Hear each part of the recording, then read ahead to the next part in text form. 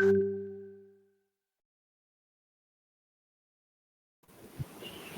तो ठीक है, हम अपना सेशन आज का स्टार्ट करते हैं। लास्ट टाइम हमने ये देखा था, फर्स्ट ऑफ ऑल बता दें कि स्क्रीन शेयर हो रही है और आवाज़ भी सही आ रही है। हैंड रेस कर दें बस। जी ठीक है। लास्ट लेक्चर में हमने यही पढ़ा था कि बेसिक जो सिंटेक्स है सी प्लस प्लस लैंग्वेज का हमने थोड़ा बहुत वो सीखा था, और इनपुट आउटपुट कैसे लेते हैं हमने वो सीखा था, और थोड़े बहुत अरिथमेटिक ऑपरेशन हमने किए थे। अब इस लेक्चर में हम थोड़ा स्टार्ट करते हैं। बेसिकली हमने इसमें पढ़ना तो सिलेक्शन स्टेटमेंट है, लेकिन उससे पहले थोड़ा सा जो सीखने वाली चीज़ है वो पढ़ लेते हैं। एक है रिलेशनल ऑपरेटर। हम ज़रा स्टार्ट करते हैं। हम रिलेशनल ऑपरेटर, जैसा कि नेम से पता लग रहा है कि ये दो चीज़ों को आपस में रिलेट करते हैं और आपस में इनका रिलेशन बताते हैं कि ये इक्वल हैं, इक्वल नहीं है, लेस हैं, लेस देन है, किसी से इक्वल हैं, ये सारी चीज़ें। तो बेसिकली जो है ना, रिलेशनल ऑपरेटर ये तकरीबन 6 टाइप्स के हैं। इनको हम वन बाय वन स्टडी करते हैं। फर्स्ट ऑफ ऑल जो है ना वो है इक्वल टू ऑपरेटर। ये है, ये चेक करता है कि हमने सबसे पहले दो एक वेरिएबल बना लेते हैं। Int A is equal to, इसमें हम 10 स्टोर कर देते हैं, और साथ ही बी बना लेते हैं, इसके अंदर हम 8 स्टोर कर लेते हैं। हम चेक करना चाहते हैं क्या जो वेरिएबल ए है और बी है ये आपस में इक्वल है या नहीं। तो इसके लिए हम एक ऑपरेटर यूज़ करते हैं, उसको कहते हैं हम इक्वल टू या इज इक्वल टू ऑपरेटर। ये क्या चेक करता है कि क्या राइट साइड वाली जो वैल्यू है और लेफ्ट साइड वाली है और जो राइट साइड वाली वैल्यू है क्या ये इक्वल है या नहीं। अगर तो इक्वल है तो ये हमें एक बूलियन वैल्यू रिटर्न करता है, फॉल्स या ट्रू। तो इस टाइम जैसा कि हम देखते हैं कि ए इक्वल टू बी नहीं है तो ये हमें फॉल्स रिटर्न कर देगा। इसी तरह है कि एक होता है नॉट इक्वल टू कि क्या ए नॉट इक्वल टू बी है, तो इस टाइम बिल्कुल ये यस ट्रू आ जाएगा कि ए बी की इक्वल नहीं है। इसी तरह है ए ग्रेटर देन बी, या इसी तरह लेस देन का हो जाता है, और ग्रेटर देन इक्वल टू का, जैसे अब ग्रेटर देन इक्वल टू का भी हो सकता है, less than equal to, same चीज़ें ये आपने पढ़ी भी होंगी। ये बहुत सिंपल चीज़ है। बस ये है कि ये राइट ओपरेंट और लेफ्ट ओपरेंट के दरमियान में रिलेशन बताते हैं कि ये क्या है, इक्वल है, ग्रेटर है एक दूसरे से, लेस है या नहीं। इसके बाद एक आता है logical operator. Logical operator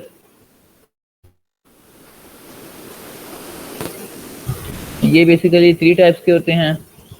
first इसमें जो होता है वो होता है एंड। ये हमने पहले पढ़ा भी होगा अपने एफएससी में और मैट्रिक लेवल पर भी, कि एंड क्या होता है कि कोई भी आपके पास दो इनपुट हैं, कोई भी दो वैल्यूज हैं, इनके दरमियान अगर एंड है तो ये वैल्यू कब ट्रू होगी, जब हमारे दोनों ऑपरेंड्स ट्रू होंगे। फॉर एग्जांपल हमारे पास ए है, हमने ऊपर डिफाइन किया हुआ है, ए 10 है और बी 8 है, तो हमने चेक करना है क्या ए, इसको ना हम आगे जाके डिस्कस करते हैं, बस अब ये समझ लें कि एंड का ट्रू होने के लिए ज़रूरी है कि इसके दोनों ऑपरेंड जो है ना वो ट्रू हों। और इसी तरह सेकंड पर है और ऑपरेटर। और क्या होता है कि अगर दो ओपोनेंट में से अगर एक भी ट्रू है तो इसका आंसर ट्रू आ जाएगा। और एक थर्ड वन होता है नॉट ऑपरेटर। नॉट क्या होता है, ये हर वैल्यू को रिवर्स कर देता है, ट्रू है तो उसको फॉल्स कर देता है, फॉल्स है तो उसको ट्रू कर देता है। तो बस ये सिंपल सी चीज़ें थी, इनको हम आगे अपने ना सिलेक्शन स्टेटमेंट में काफ़ी दफ़ा यूज़ करेंगे, तो आपको इसका यूज़ है ना वहाँ क्लियर हो जाएगा। तो ये हमारा आज का थोड़ा बहुत स्टार्ट पर सीखने वाली चीज़ थी। अब हम अपना स्टार्ट करते हैं। जो आज का हमारा मेन लेक्चर है वो है सिलेक्शन स्टेटमेंट। सबसे पहले हमने लास्ट लेक्चर में देखा, हमने कोई भी अपना प्रोग्राम बनाया तो वो लाइन बाय लाइन एग्जीक्यूट होता है। वो मेन से बिल्कुल स्टार्ट होता है यहाँ से, और वो लाइन बाय लाइन जो है वो एग्जीक्यूट होता है। जो भी उसको इनपुट आउटपुट कुछ भी लेना है, जो भी परफॉर्म करना है, वो करता जाता है और एंड पर आकर प्रोग्राम फिनिश हो जाता है। हम अब क्या चाहते हैं कि हम अपने प्रोग्राम में ना कुछ कंट्रोल करना चाहते हैं।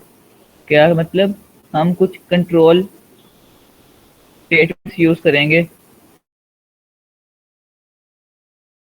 जिससे हम अपने प्रोग्राम को कंट्रोल कर सकते हैं कि हम अपने प्रोग्राम का कौन सा पार्ट जो है वो एग्जीक्यूट करना चाहते हैं, कौन सा पार्ट एग्जीक्यूट नहीं करना चाहते। तो कंट्रोल स्टेटमेंट में पहले आ जाती हैं एक selection statement. Selection statement if else आपने अभी तक पढ़ ली होंगी।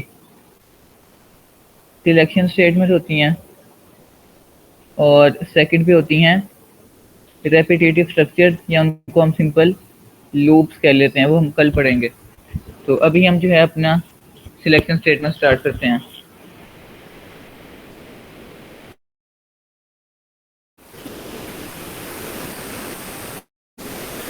किसी का भी क्वेश्चन होना तो वो टाइप करके पूछ ले। तो अब सिलेक्शन स्टेटमेंट में क्या है कि जैसे वर्ड बता रहा है कि हमने अब सिलेक्टिवली कोड का जो पार्ट है ना वो हमने रन करना है। वो हमारे पर डिपेंड करेगा कि हमने अपने कोड का कौन सा पार्ट रन करना है, एग्जीक्यूट करना है।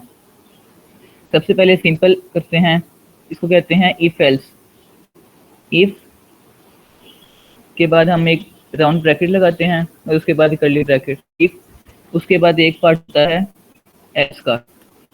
इफ क्या बताता है कि इसमें कुछ आपने कंडीशन लिखनी है। ये जो हमारे राउंड ब्रैकेट्स हैं इनमें हमने एक कंडीशन लिखनी है।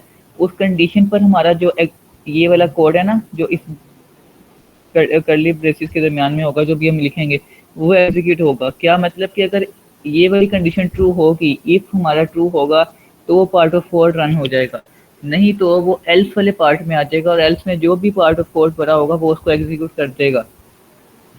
सबसे पहले हम एक अपना प्रोग्राम सिंपल सा बनाते हैं कोई एक, कि जैसे मेरे पास ए जो है वो क्या है 10 और बी क्या है 8। मैं कहना चाहता हूँ इफ ए जो है वो ग्रेटर देन इक्वल टू 10 है। ये सिंपल अभी ना इक्वल टू स्टार्ट करते हैं। इफ ए इक्वल टू 10, मतलब कि अगर ए इक्वल टू 10 है तो सी आउट कर दें सिंपल सा ए इज इक्वल टू 10। अगर तो हमारा ए 10 के इक्वल नहीं है तो एल्स में आ जाएगा और वो क्या प्रिंट कर देगा, हम कह देते हैं कि नॉट इक्वल। तो इस टाइम सिंपल आपको पता लग रहा है कि ए की वैल्यू 10 है, ऊपर स्टोर हुई है, तो ए इक्वल टू 10 है, तो ये कंडीशन हमारी ट्रू है। तो ट्रू मतलब कि ये वाला पार्ट ऑफ कोड हमारा रन हो जाएगा और प्रिंट हो जाएगा ए इज इक्वल टू 10।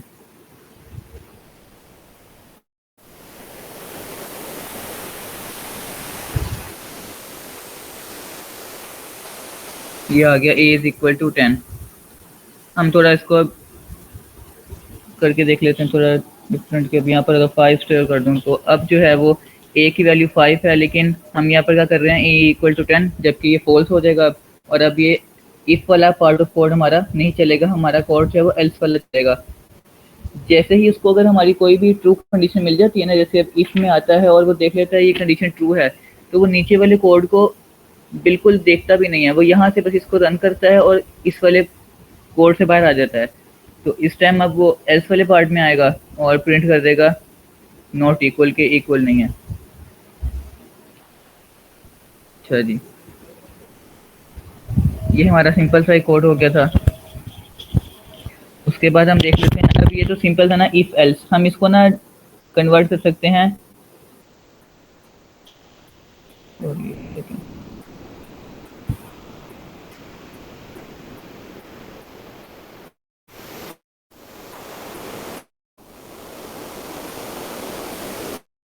ये तो था ना, हम चेक करते थे इफ कंडीशन ट्रू तो ये एग्जीक्यूट कर दें, नहीं तो एल्स में आ जाएं। हम एक और भी कर सकते हैं कि इफ एल्स इफ, हम जब मल्टीपल कंडीशन लगा सकते हैं कि अगर तो ये कंडीशन ट्रू हो जाती है, अगर ए इक्वल है तो इस चीज़ को रन कर दें, नहीं तो अगली कंडीशन चेक कर लें आकर।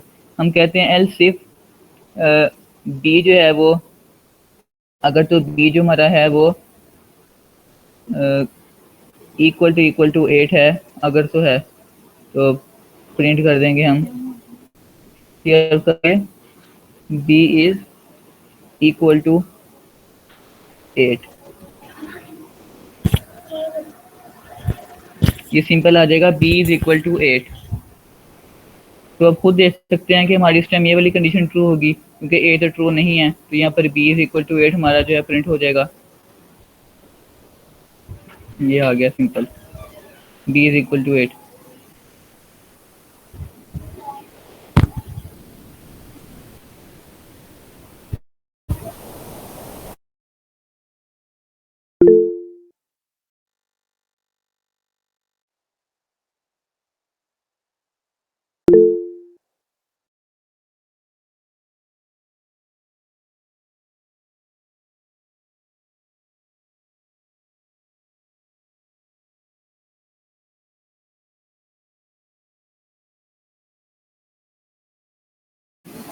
हम एक और इस तरह का कोड जो है ना, एक इफ एल्स को यूज करते हुए एक अपना कोड बनाते हैं।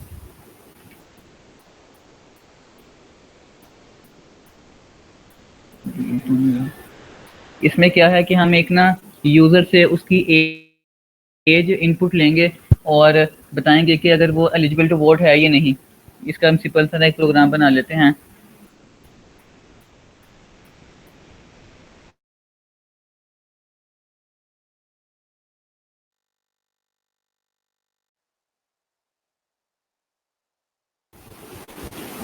हम एक वेरिएबल बना लेते हैं एज के नाम से, और हम सी आउट कर देते हैं यूज़र से कि वो एंटर करे अपनी एज।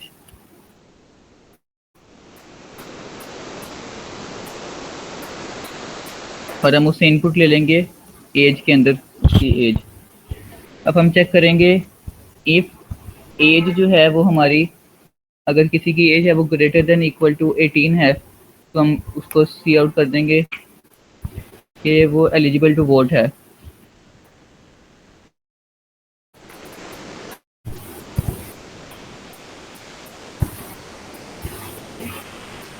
एल्स में चेक अगर ना हुआ तो सिंपल एल्स लगा देंगे और उसको प्रिंट कर देंगे।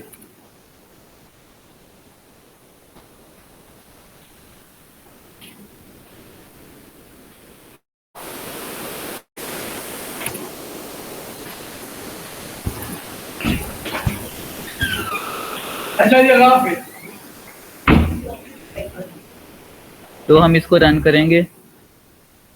सिंपल हम इनपुट लेते हैं यूज़र से। ये ना ऊपर वाला कोड हमारा रन हो रहा है अभी, तो हम सिंपल अभी उसे लेते हैं। जैसे फॉर एग्जांपल 17 हम उसको इनपुट देते हैं, तो वो कह रहा है you are not eligible to vote. इसी तरह जो है हम दोबारा इसको रन करके देख लेते हैं एक दफ़ा। अब हम उसको 19 देते हैं, तो वो कह रहा है एलिजिबल टू वोट। हम इसमें थोड़ा सा ना चेंज करके देखते हैं। एक हमने सिंपल पढ़ ली है ऊपर इफ एल्स इफ। अब आपकी मर्जी है, आपके पास जो कंडीशन है जो आप अपनी ना नीड के मुताबिक इसको बढ़ाते जा सकते हैं। एल्स इफ लगा सकते हैं और ये सिंपल ऐसे चलता रहेगा। एक है, अब होता है नेस्टेड इफ एल्स स्ट्रक्चर ना, कि आप एक इफ के अंदर ना नेस्ट कर देते हैं एक और इफ को। तो वो किस तरह चलता है हम उसको देख लेते हैं अभी। जैसे अब हमने उससे इनपुट ले लिया कि आपकी एज क्या है, उसने बताया और हमने उसको बता दिया एलिजिबल टू वोट है ही नहीं। हम इसमें थोड़ा सा ना उसको मॉडिफाई करते हैं कि हम उससे ना उसका जेंडर भी पूछ लेते हैं। एक हमने वेरिएबल बनाया था इंटीजर नाम से, एज लेनी थी हमने, चूंकि हम अब उससे जेंडर लेंगे तो जेंडर क्या होगा। हमने अभी करेक्टर से स्टार्ट करते हैं, अभी हम स्ट्रिंग में नहीं पहुंचते, तो हम सिंपल एक करेक्टर टाइप का जेंडर बना लेंगे जिसपे वो एम या एफ हमें जो है वो इनपुट देगा, वो मेल है या फीमेल। इसी तरह हम उससे ले लेंगे सबसे पहले उसकी एज, और सी आउट करके हम क्या ले लेंगे, एंटर योर जेंडर।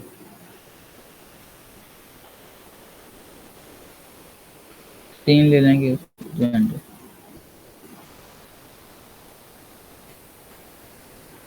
इसके बाद मैं कमेंट कर दूँ।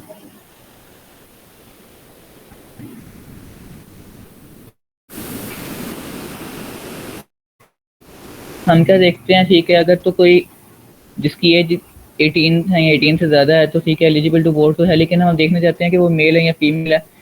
अब हम एक इफ के अंदर दूसरी इफ को नेस्ट कर रहे हैं। हम देख रहे हैं इफ जेंडर जो है वो इक्वल टू हो कैपिटल एम के। अब यहाँ पर हो आएगा हमारा ये लॉजिकल ऑपरेटर, और इसको कहते हैं और ऑपरेटर। ये क्या क्या करता है, यहाँ तो जेंडर है वो एम हो जाए, कैपिटल एम को इनपुट दे दे, यहाँ जेंडर जो है वो हमारा इक्वल टू कोई हमें स्मॉल एम दे दे। सॉरी, करेक्टर के लिए सिंगल कोटेशन यूज होती हैं, तो ये एम आ जाए। तो हम क्या कर देंगे, हम सी आउट कर देंगे उसको, गो टू रूम नंबर 1।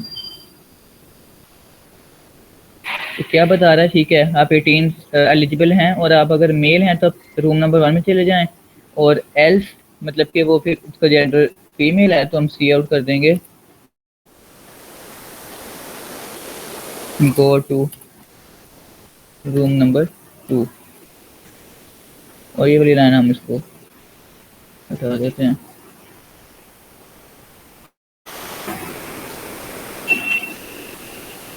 ठीक हो गया। और इसके बाद क्या है कि इस वाली इफ का जो है वो एल्स ही है, ये है, और ये एल्स बता देगा कि अगर तो 18 से आप लेस देन है तो आप सिंपल बाहर आ जाएंगे कि आप एलिजिबल ही नहीं है।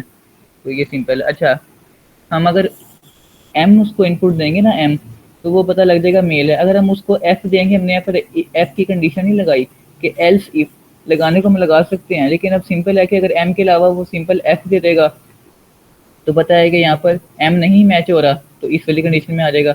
लेकिन हो सकता है कि वो एम एफ या इसके अलावा कोई और इनपुट भी दे सकता है, तो हम उसके लिए लगा सकते हैं, फिर हम लगा सकते हैं एल्स इफ जो हमारा जेंडर है वो इक्वल टू कैपिटल एफ कोई दे दें हम इनपुट, या जेंडर जो है वो इक्वल टू स्मॉल एफ कोई दे दे। अभी हम ना एम और एफ पे इसलिए डील कर रहे हैं कि हम अभी करेक्टर को यूज़ कर रहे हैं ना, हमने अभी स्ट्रिंग नहीं पढ़ी। जब हम स्ट्रिंग पढ़ लेंगे तो हम उससे पूरा जेंडर मेल फीमेल पूरा इनपुट ले सकते हैं। अभी हम करेक्टर तक पहुंचे हैं, इसलिए हम सिंपल उससे ना एक एक करेक्टर ही इनपुट ले रहे हैं।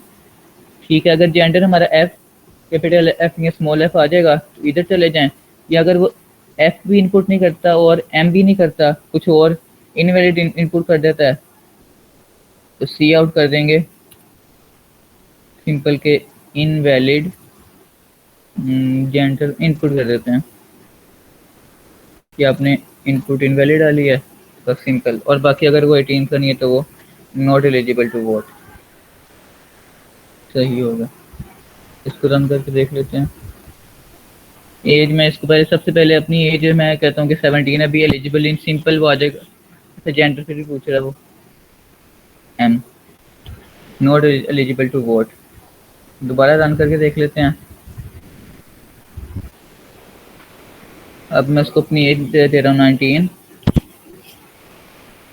19 और मेल, तो गो टू रूम नंबर 1। ये ऐसा भी हो सकता है कि हम अगर तो एज एंटर कर दी, अगर तो एलिजिबल है उसके बाद हम उससे ये पूछें जेंडर, अगर कोई एलिजिबल ही नहीं है तो उसे जेंडर भी ना पूछें। तो उसके लिए हम क्या कर सकते हैं, अपना ये वाला कोड है वो इधर लिख सकते हैं कि अगर वो 18 से ग्रेटर या इक्वल है तो फिर हम उससे जेंडर पूछें। तो ये सिंपल है, एक इफ एल्स की हमने कह लें कि प्रोग्राम करके देख लिया है। इसके अलावा मैंने बता दिया आपको, आपकी मर्जी है कि इफ एल्स इतनी मर्जी आप लगा सकते हैं, इसको मल्टीपल टाइम आप रन कर सकते हैं, वो आपकी जो नीड होगी उसके मुताबिक आप उसको यूज़ करेंगे। तो अगर कोई अभी क्वेश्चन आपका हो तो आप पूछ सकते हैं, माइक ऑन करके, या टाइप भी कर सकते हैं आप।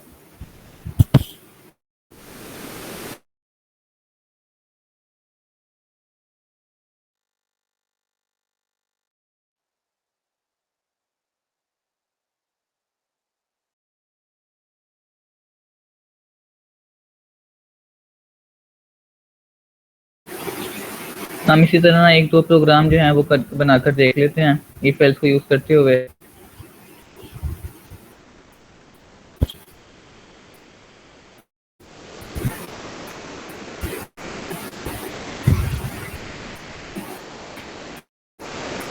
हमें ना यूज़र से 3 इनपुट लेने हैं। यूज़र हमें 3 नंबर इनपुट देगा, हमने बताना है इन तीनों में से मैक्सिमम नंबर कौन सा है।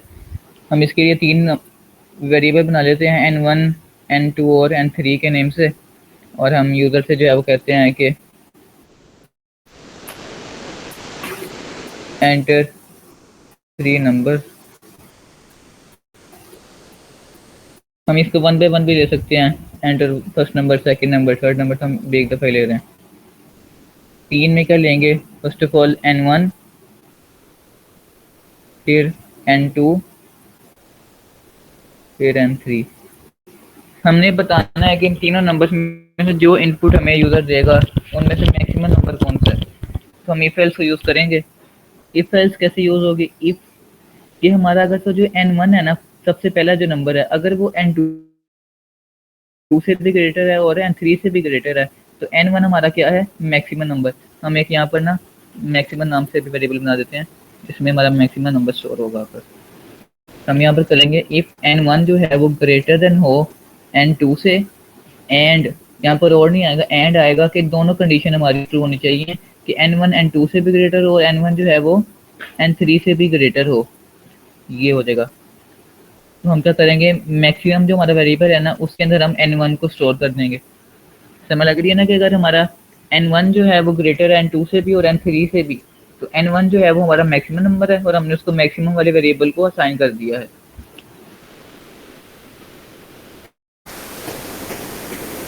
एल सिर्फ हमारा जो अगर n2 है वो ग्रेटर है n1 से और n2 जो है वो ग्रेटर है n3 से, तो इस टाइम हमारा मैक्सिमम क्या होगा, वो n2 होगा।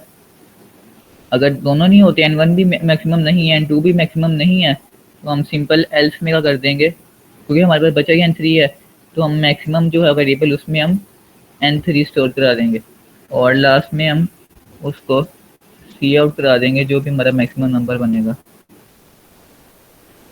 सी आउट हम मैक्स को करा देंगे। ये हमारा कोड है।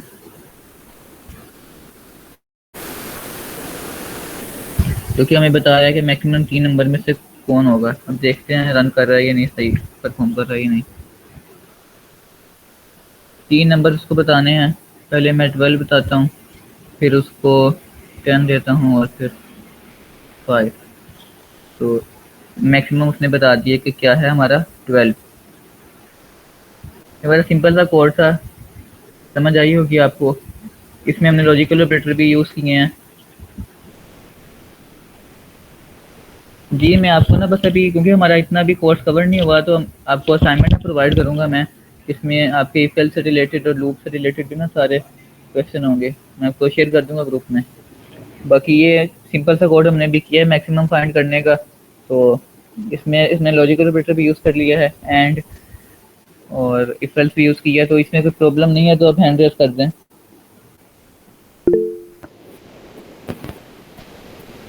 चलें सही है। इसी तरह हम जो है ना एक और प्रोग्राम बनाकर देखते हैं।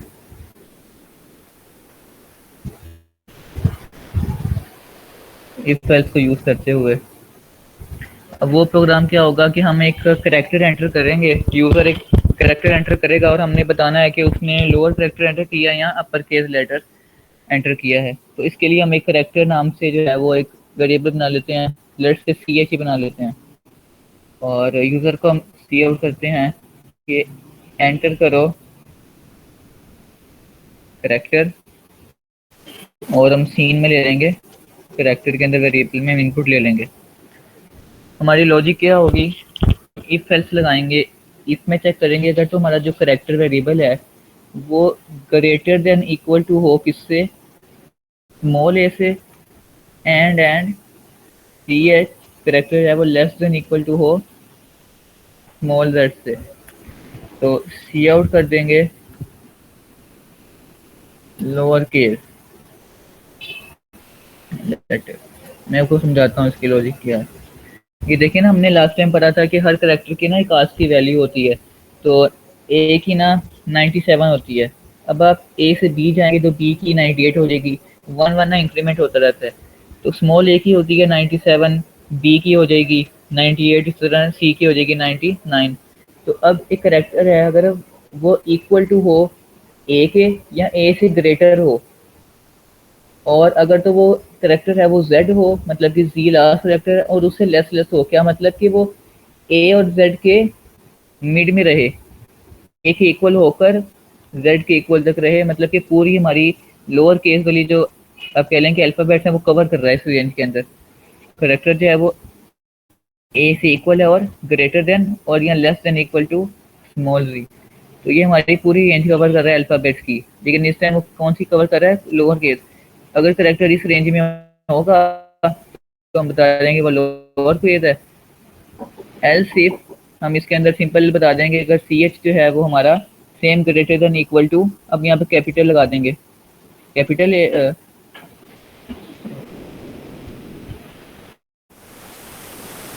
एंड हमारा जो करेक्टर है वो लेस देन इक्वल टू हो कैपिटल Z के। तो हम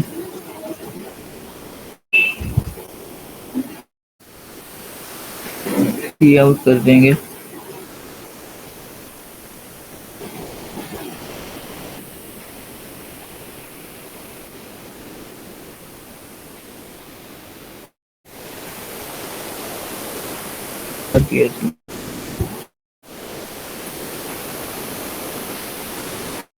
और एल्स अगर इसने ना कोई डाला कैपिटल लेटर या ना कोई लोअर केस लेटर, तुम उसको कह देंगे एल्स में कि आपने जो है इनवैलिड इनपुट किया है।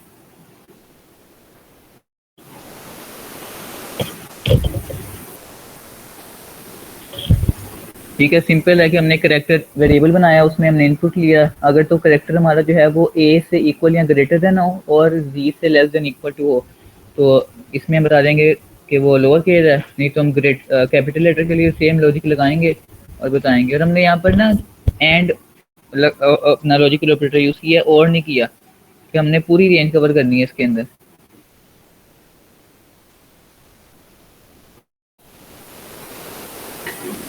लगा लेते हैं।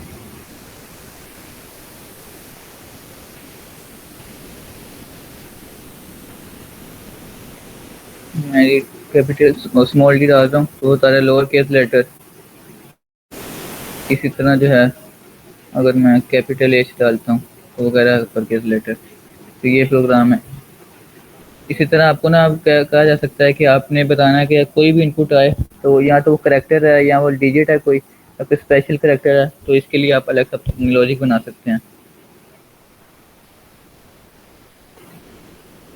जी कोई भी क्वेश्चन वगैरह हो तो पूछ लें आप। और एक आपने ना मेरे ख्याल अभी तक कर भी लिया होगा, सिंपल है, क्या लॉजिक बनाएंगे और एक यूज़र से इनपुट लेंगे, आपका ग्रेड क्या है, उसके अपना उसके नंबर कितने हैं, मार्क्स वगैरह, और उसके मुताबिक उसको आप एक ग्रेड असाइन कर देंगे। तो यहाँ पर हम वही एक रेंज बना लेंगे कि अगर उसके मार्क्स जो हैं वो 100 से इक्वल हैं और मतलब कि 90 से 100 की रेंज में है तो ये ग्रेड असाइन कर दें, अगर 70 से 80 की रेंज में है तो ये ग्रेड असाइन कर दें। तो ये भी इफ एल्स को यूज़ करके इजीली हम उसको कर सकते हैं। और इसी तरह हम अभी आगे स्विच केस पढ़ेंगे, उसमें हम थोड़ा कैलकुलेटर टाइप बनाकर देखेंगे।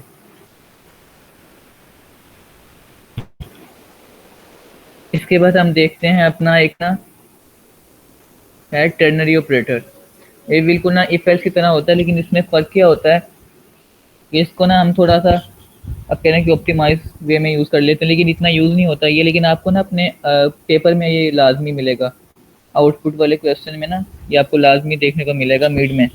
ये किस तरह होता है कि आपने एक वेरिएबल बना लिया, फॉर एग्जांपल इंट सी, और ये हमेशा ना एक वैल्यू आपको रिटर्न करता है, एक वैल्यू प्रोवाइड करता है, ट्रू या फॉल्स। ये कैसे वर्क करता है हमने चेक करना है। हमने सबसे ऊपर ना वेरिएबल बनाए थे, या हमने इसको कमेंट कर दिया। हाँ जी, ये दोबारा कमेंट ही कर देते हैं इसको, हम नीचे दोबारा से बनाते हैं।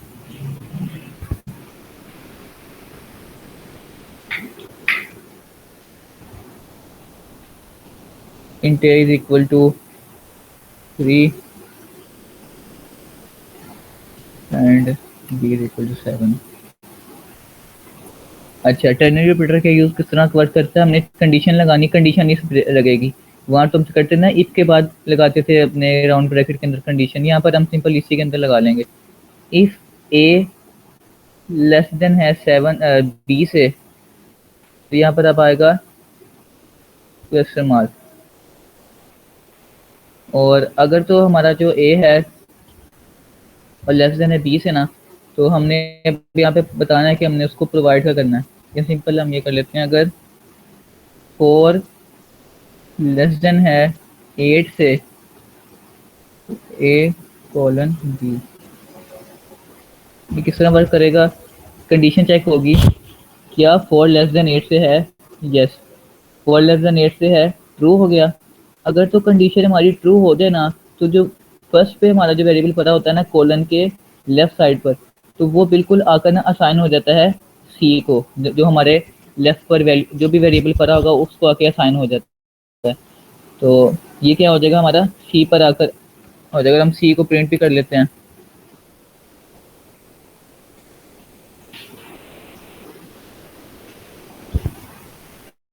सी में क्या, सी में आके स्टोर हो गया है, ए में क्या है 3, तो 3 आके स्टोर हो जाएगा। यहाँ पर हम प्रिंट कर लेते हैं कि सी की वैल्यू क्या है, तो सी आ गया 3। हम इस तरह देख सकते हैं कि क्या 4 ग्रेटर देन 8 से तो ये कंडीशन फॉल्स हो जाएगी कि 4 ग्रेटर देन 8 नहीं है, तो कंडीशन फॉल्स हो गई। तो अब जो हमारे पास होगा ना, जो इधर हम रखा होगा जो वेरिएबल, सेम वही वेरिएबल आकर इसको साइन हो जाएगा। तो यहाँ पर 7 था बी में, तो बी सी में आ जाएगा 7। यहाँ पर 7 आ गया। तो ये टर्नरी ऑपरेटर होता है। ये इफ एल्स की तरह काम करता है कि कंडीशन ट्रू हो जाए तो ये काम, अगर तो फॉल्स हो जाए तो ये वाला वेरिएबल आपने उसको असाइन करके उसके मुताबिक काम कर देना। इसको आप डायरेक्टली ना सी आउट में भी कर सकते हैं कि वेरिएबल में असाइन ना करें इसको आप। जैसे आपने सीधा सी आउट किया, इसको हम फिर खत्म कर देते हैं। सी आउट के सिंपल हम डायरेक्टली बता रहे हैं कि अगर 4 ग्रेटर देन 8 है कंडीशन के मुताबिक ए या बी हमारा प्रिंट हो जाएगा। तो इस टाइम बी ही प्रिंट होगा हमारा, 0 प्रिंट हो रहा है। अच्छा, इसको आप भी इग्नोर करें और आप ना वेरिएबल वाला ही काम देखें। जी मैं कर देता हूँ।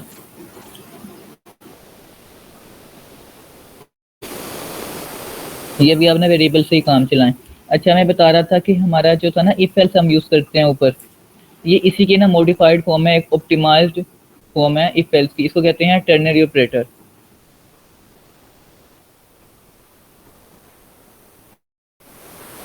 ये क्या करता है, ये इसका सिंटेक्स आप देख लें कि हमने जो कंडीशन लिखनी है ना वो हमारी ये राउंड ब्रैकेट के अंदर कंडीशन होगी सेम इफ की तरह। जो इफ के अंदर हम कंडीशन लगाते हैं ना, हम कुछ भी कंडीशन लगा सकते हैं इसके अंदर।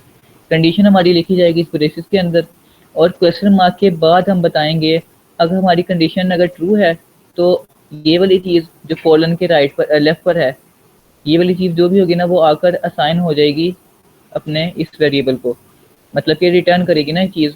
तो यहाँ पर ए को रिटर्न कर देगी और ए हमारे पास आकर सी को असाइन हो जाएगा।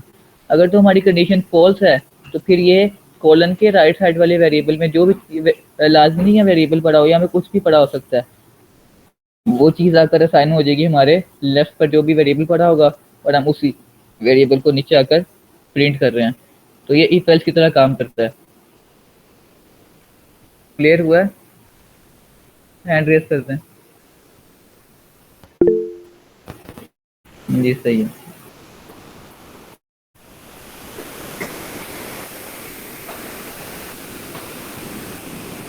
अच्छा जी, इसके बाद अब आप इसको सिंपल वो भी कर सकते हैं कि इवन ऑड अगर फाइंड करना है आपने, कोई भी क्वेश्चन आपको दिया जाए कि एक नंबर आपको इनपुट दिया जाए, आपने बताना है वो इवन है या ऑड है, तो आप उसको सिंपल इफ एल्स यूज करके डील कर सकते हैं। किस तरीके से कि अगर तो कोई भी नंबर एंटर किया उसको मॉडुलस लेंगे 2 से, अगर तो वो इक्वल टू 0 आ जाए ना, उसका जो रिमाइंडर किसी भी नंबर का, हमें पता है वो इवन होता है, और अगर उसका रिमाइंडर 0 ना आए तो वो ऑड होता है। तो ये आप इफ एल्स और मॉडुलस ऑपरेटर यूज़ करके कर सकते हैं। तो ये आप, मैं अभी आपको प्रैक्टिस आज सेंड करूंगा ना असाइनमेंट वगैरह, तो उसमें आप कीजिएगा। ये हमारा हो गया। इसके बाद ना इफ एल्स से रिलेटेड थोड़े से क्वेश्चन मैं आपसे पूछता हूँ जो मैं पढ़ ली हैं अभी तक ना। अच्छा, एक चीज़ आपने ना इस चीज़ को बिल्कुल इग्नोर करना है, मतलब कि इसमें डिफरेंस रखना है कि जो होता है ना ये वाला ऑपरेटर और ये वाला ऑपरेटर, ये दोनों डिफरेंट चीज़ें हैं। जो हमारा इक्वल टू ऑपरेटर है ना, ये बताता है क्या राइट साइड वाली चीज़ और लेफ्ट साइड वाली चीज़ इक्वल है या नहीं। अगर इक्वल है तो ये ट्रू हमें बता देता है, ट्रू रिटर्न कर देता है। अगर इक्वल नहीं है तो फॉल्स रिटर्न कर देता है। जबकि जो ये वाली चीज़ है ना, ये सिंपल एक दफ़ा जो लिखा इक्वल का साइन, ये क्या करता है, ये एक साइड वाली चीज़ है ना दूसरी साइड वाली चीज़ को असाइन कर देता है। क्या मतलब, ये राइट साइड वाली वैल्यू को लेफ्ट साइड वाली वेरिएबल को असाइन कर देता है। ये होता है असाइनमेंट ऑपरेटर, ये होता है इज इक्वल टू ऑपरेटर। तो अब ये आपने डिफरेंस लाजमी याद रखना है। तो इससे रिलेटेड ना अब थोड़ा सा मैं आपसे पूछता हूँ, एक मैं कोड लिखने लगा हूँ। अब हमने एक ऊपर वेरिएबल बना लेते हैं, int I is equal to 6। अब मैं यहाँ पर मैं सीख रहा हूँ if I is equal to 6, तो सी आउट करते हैं 6।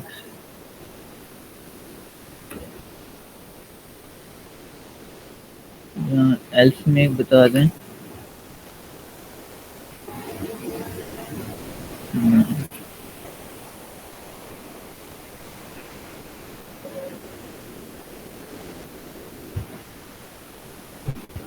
अच्छा ये तो सिंपल आप बता देंगे ना, इसका आउटपुट क्या आएगा, आई की वैल्यू 6 है और if I is equal to 6, हाँ जी कंडीशन ट्रू है तो ये क्या प्रिंट कर देगा, 6 प्रिंट कर देगा।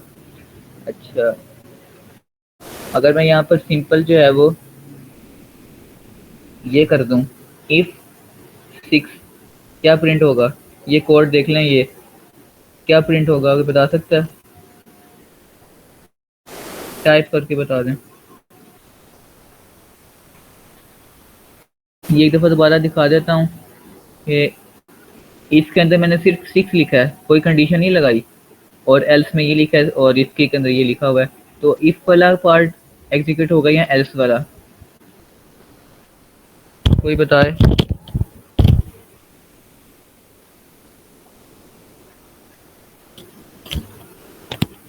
आवाज आ रही है? अच्छा एल्स होगा, एल्स 9। अच्छा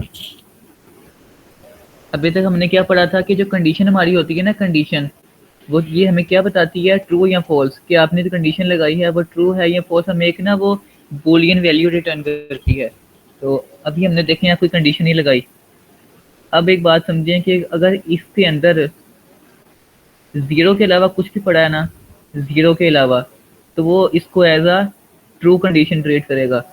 6 क्या है, एक पॉजिटिव नंबर है, अगर आप यहाँ पे नेगेटिव नंबर भी डाल दें ना, -6 -5 10 11 कुछ भी जो कि अदर देन ज़ीरो है, तो ये कंडीशन ट्रू हो जाएगी। क्योंकि हम अगर कोई कंडीशन भी लगाते हैं, कंडीशन हमने ऊपर लगाई है, तो वो एंड पर हमें एक वैल्यू रिटर्न करती है, ट्रू या फॉल्स, 1 या 0। तो ये भी सेम वही केस है कि अदर देन 0 को वो हमेशा ट्रू ट्रीट करेगा और कंडीशन ट्रू कर देगा।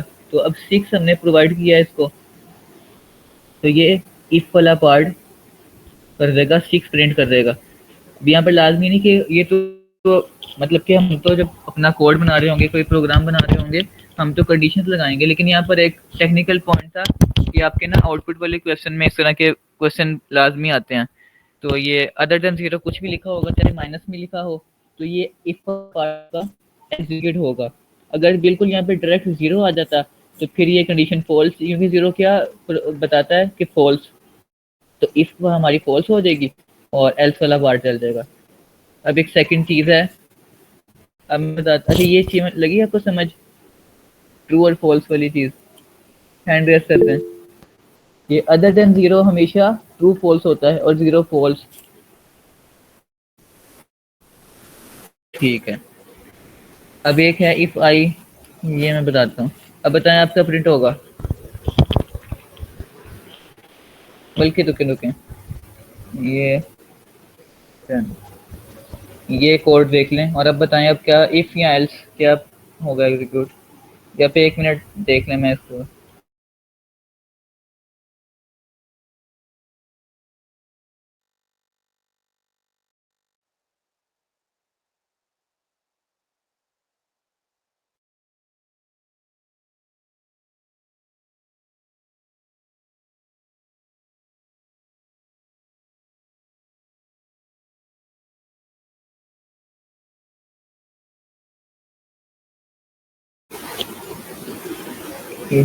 अच्छा अब ये देखें ना, अभी मैंने ऊपर जो आपको ये बताया ना, ये देखें असाइनमेंट ऑपरेटर और इज इक्वल टू ऑपरेटर, ये मैंने तो यहाँ पर इक्वल टू नहीं लगाया, ये मैंने असाइनमेंट ऑपरेटर लगाया।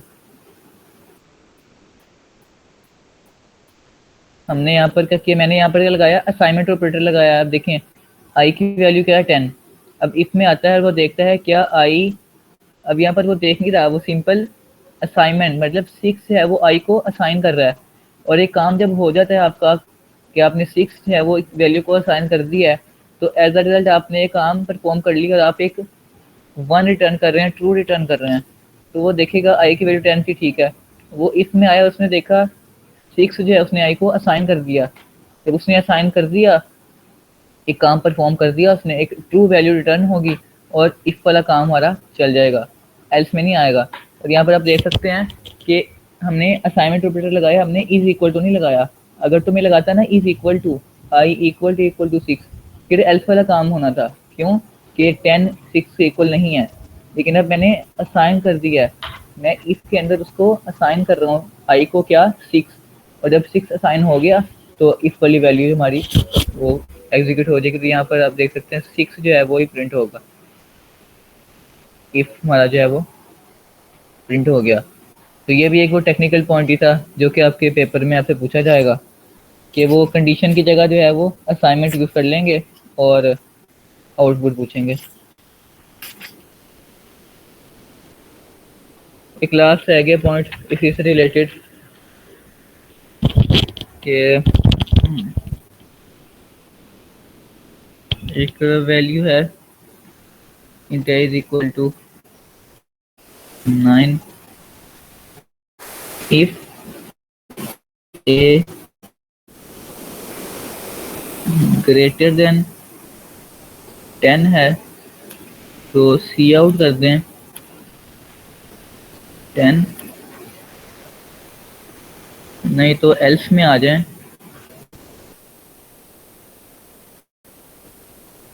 एल्स में जो है वो आप सी आउट कर दें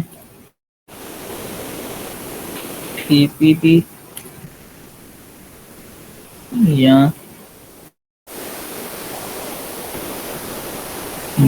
जावा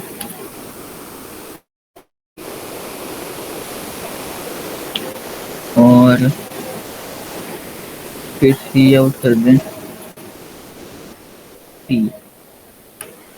अच्छा, ये कोड है आपके पास, इसका जरा 1 मिनट लेके ना इसका जरा आउटपुट सोचें क्या आएगा।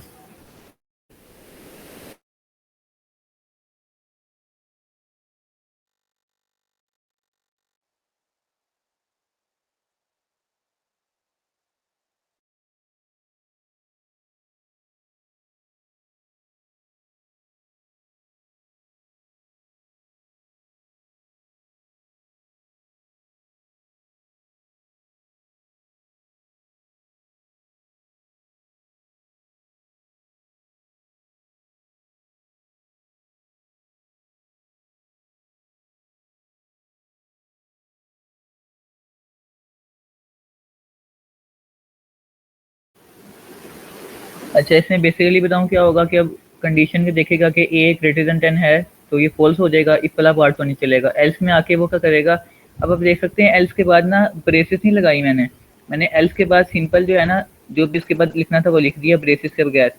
तो जब आपके पास ऐसा कुछ हो ना कि ब्रेसेस के बगैर आपने कुछ लिखा हो इफ के बाद या एल्स के बाद, तो बिल्कुल उसके ना नेक्स्ट वाली सिर्फ एक लाइन एल्स के काम है।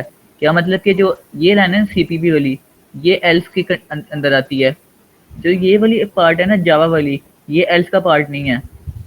चाहे आप जितना मर्जी इसके नीचे और लाइन लिखते जाएं, लेकिन सीपीपी जो है ना, अगर ब्रेसिस के बगैर आप करते हैं तो सिर्फ फर्स्ट लाइन जो होती है ना, बिल्कुल वो उससे रिलेट होती है, कंडीशन से रिलेट। नहीं तो अदर देन बाकी सारी लाइन जो हैं वो एग्जीक्यूट होंगी ही होंगी, क्योंकि वो तो इफ एल्स का पार्ट ही नहीं है। इफ के अंदर थी 10, एल्स में क्या हो जाएगी सीपीपी। तो उसके बाद जितनी भी लाइंस हैं वो कोड का अदर पार्ट हैं जो कि हमेशा एग्जीक्यूट होंगी, जो इफ एल्स नहीं लगी इनके ऊपर। तो इस टाइम हमारा जो प्रिंट होगा वो होगा सीपीपी, जावा और सी। सीपीपी क्यों प्रिंट होगा? एल्स की वजह से। जावा और सी इसलिए प्रिंट होगा क्योंकि वो कोड का हमारा पार्ट है, सीक्वेंस से उसने नीचे आना है और इनको प्रिंट कर देना है। लेकिन अगर मैं कर दूं, अब ये बताएं थोड़ा कि इफ इक्वल टू 9, अब कोई बता सकता है आपका प्रिंट होगा?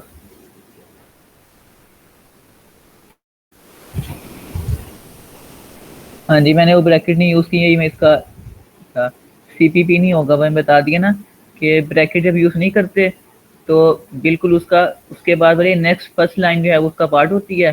बाकी लाइन जो होती हैं वो अदर कोड का पार्ट होती हैं जो कि हमेशा एग्जीक्यूट होंगी। अब ये मैंने एक बताया, इसका बताएं क्या आउटपुट हो सकता है।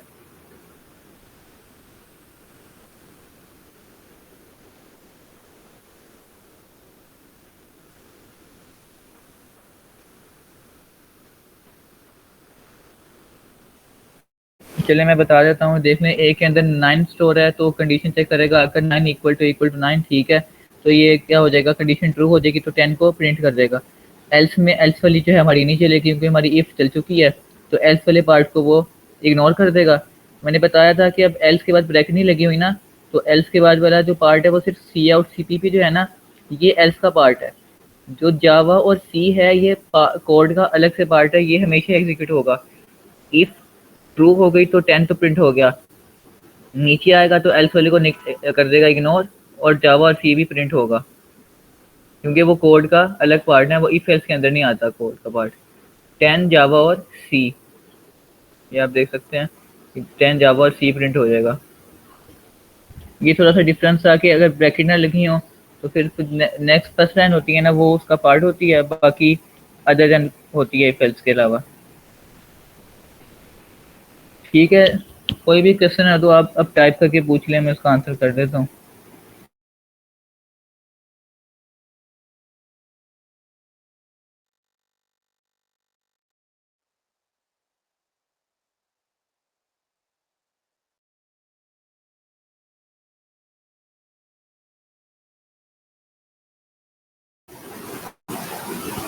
ब्रैकेट वाला ये काम है कि देखें ना, अगर तो ये मैंने लगाई है इफ के बाद ब्रैकेट, अगर इफ हमारी ट्रू हो जाती है तो इस ब्रैकेट के अंदर जो कुछ भी लिखा हुआ है ना, जितने मर्जी सी आउट लिखे जाऊँ मैं लिखे जाऊँ, जो इस ब्रैकेट के अंदर है तो वो इफ का पार्ट है।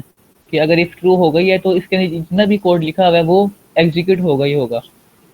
लेकिन अगर मैं इफ को छोड़ के अब एल्स पे आता हूँ ना, अब एल्स के बाद मैंने ब्रैकेट नहीं लगाई तो ये क्या शो कर रहा है कि जो एल्स के बाद जो कोड का पार्ट है ना वो सिर्फ वही है जो फर्स्ट लाइन है। बिल्कुल एल्स के बिल्कुल बाद वाली जो नेक्स्ट फर्स्ट लाइन है ना, वो एल्स का पार्ट है। अगर एल्स इफ ट्रू नहीं होता, एल्स में आता है, तो एल्स में वो सिर्फ इसको प्रिंट करेगा। और जो जावा लिखा है ना मैंने, जावा ये एल्स का पार्ट नहीं है। लग तो रहा है ना कि एल्स के हिस्से में आ रहा सारा ये, लेकिन ये एल्स का पार्ट नहीं है जावा। जो जावा है ये कोड का अलग से पार्ट, जैसे मैंने सी आउट सी लिखा हुआ है ना, ये एल्स के अंदर नहीं आ रहा। ये इफ एल्स खत्म हो गई यहाँ पर, तो ये सी जो है ये हमेशा प्रिंट होगा क्योंकि ये ना इफ के अंदर आ रहे हैं एल्स के अंदर आ रहे हैं। ये एक कोड का एक पार्ट है जो कि कंपाइलर ने आके के जब इस लाइन पर पहुंचेगा वो इसको एग्जीक्यूट कर देगा। इसी तरह जावा जो है ये भी सेम इसी तरह है कि ये एल्स का पार्ट नहीं है, ये अदर देन कोड है, अदर कोड है जो कि हमेशा प्रिंट होगा, सीक्वेंस से आता जाएगा और जावा जब उसको मिलेगा वो प्रिंट कर देगा। तो ये था। इसकी मैं थोड़ी एक और एग्जांपल आपको ना बता देता हूँ करके।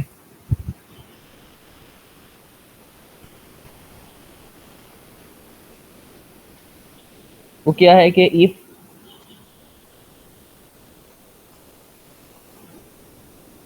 से मैं सिंपल डायरेक्ट वन दे रहा हूँ इसको, वन क्या बताता है, ट्रू, हमेशा ट्रू, ये इफ चलेगा ही चलेगा। इफ वन मतलब कि इफ ट्रू हो गई है, सी आउट कर दें सीपीपी।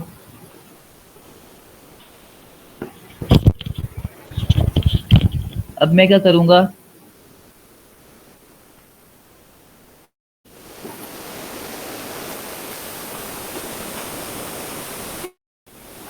अब आप देख सकते हैं यहीं पर मैंने कंडीशन लगाया था, थोड़ा कंफ्यूज ना हो। वन का मतलब यह है कि ये कंडीशन ट्रू है, लेकिन मैं लगा देता हूँ कि इफ ए इक्वल टू 9, ऊपर वाला मैं जो है इसको कमेंट खत्म कर देता हूँ।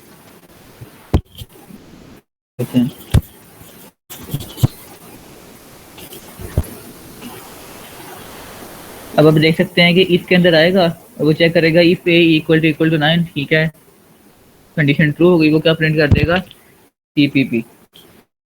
अब मैं इसकी लाइन में जो है ना कुछ भी लिख दूंगा ना, सी आउट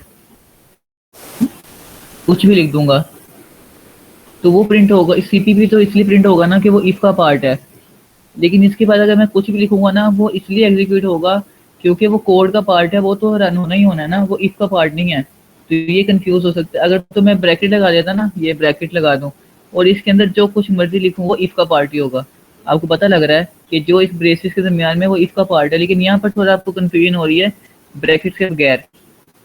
ब्रैकेट नहीं लगी ना, तो फिर बस पहली लाइन, सिर्फ पहली लाइन जो है वो इसका पार्ट है, इसका बाकी जितना भी लिखा गया है वो इफ एल्स का पार्ट नहीं है, वो अदर कोड है जो कि हमेशा एग्जीक्यूट होगा। तो इस टाइम भी आप देख सकते हैं सीपीपी इसलिए प्रिंट होगा कि वो कंडीशन ट्रू हो गई है इफ वाली, और जावा इसलिए प्रिंट होगा कि वो एक लाइन लिखी है जो कि हमेशा एग्जीक्यूट होगी, वो इफ एल्स का पार्ट ही नहीं है। सीपीपी भी प्रिंट हुआ, जावा भी प्रिंट हो गया। तो ये इसमें थोड़ा, ये सारा कुछ आपका ना सिर्फ इस तब आएगा जब आप आएंगे ना आउटपुट वाले क्वेश्चन आपके मिड में, तो ये तब आपको मसला आता है। सारे जो मैंने 2-3 क्वेश्चन अभी लास्ट में डिस्कस किए ना, सब वहाँ पर इशू करते हैं। टर्नरी ऑपरेटर हो गया, इसके अंदर कंडीशन के बजाय उन्होंने डायरेक्ट कोई वेरिएबल दे दिया है।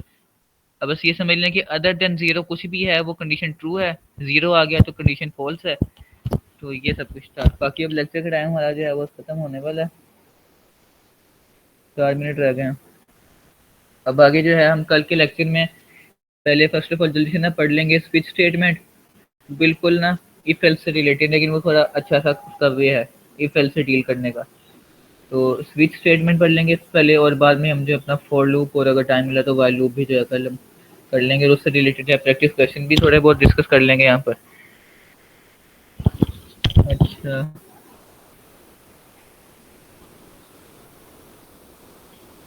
जी ये लास्ट लेक्चर ने डिस्कस किया था आज की वैल्यू।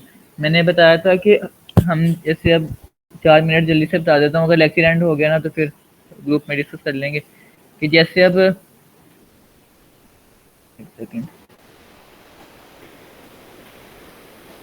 हम एक करेक्टर टाइप वेरिएबल बना रहे हैं, करेक्टर वेरिएबल है लेकिन उसमें हम असाइन का कर रहे हैं, बल्कि तो हो गया इंट वेरिएबल बना रहे हैं, इंट टाइप का कोई भी एन बना रहे हैं, और उसमें हम जो असाइन कर रहे हैं हम उसको एक करेक्टर असाइन कर रहे हैं।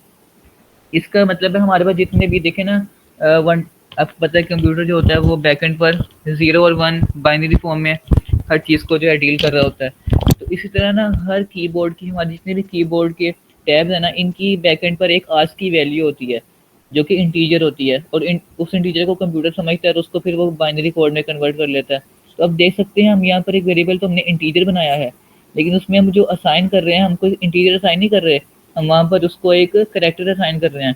और आप देख सकते हैं कि मैंने उस पर वो कर्सर किया तो वो 97 शो कर रहा है ऊपर, कि इस करेक्टर की जो आज की वैल्यू वो 97 है। तो बैकएंड पे ना हर करेक्टर की एक आज की वैल्यू होती है, यहाँ तक एक इंटीजर की भी आज की वैल्यू होती है। जैसे मैं कर देता हूँ इंट